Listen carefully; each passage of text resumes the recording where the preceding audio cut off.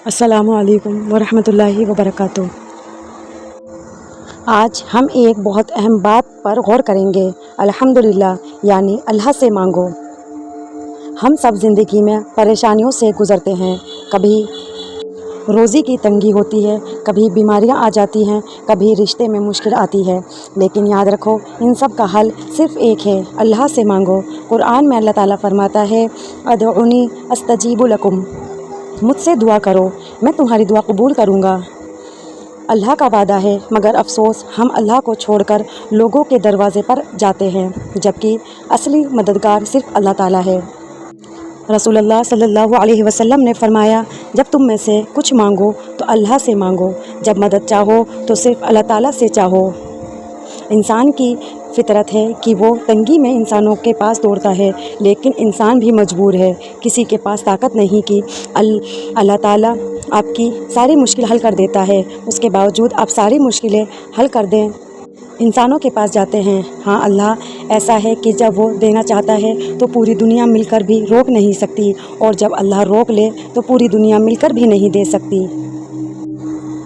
इसलिए हर परेशानी में सबसे पहले सजदे में गिरो, हाथ उठाओ और अल्लाह से कहो, या अल्लाह मेरी मदद कर, या रहमान मुझ पर रहमत कर, या करीम मुझसे अपनी रहमत से नवाज दे। याद रखिए, दुआ करने से तकदीर बदल जाती है, दुआ करने से गम हल्का हो जाता है, दुआ करने से अल्लाह और बंदे का रिश्ता मजबूत होता है।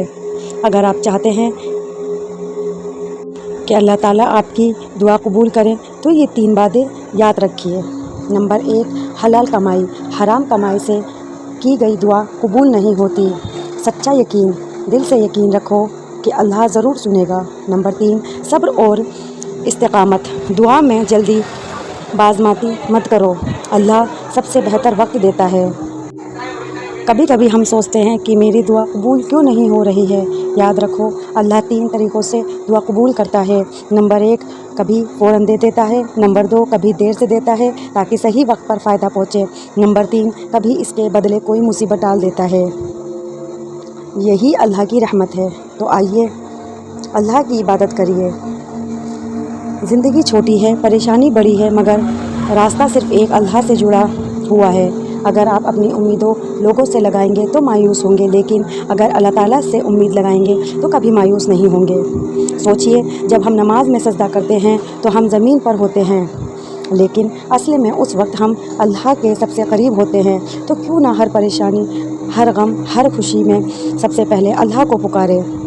याद रखिए, अल्लाह से मांगो क्योंकि देने वाला सिर्फ़ वही है। अल्लाह से मांगो क्योंकि वही हमारी दुआ सुनता है। अल्लाह से मांगो क्योंकि वही हमारी तकदीर लिखने वाला है।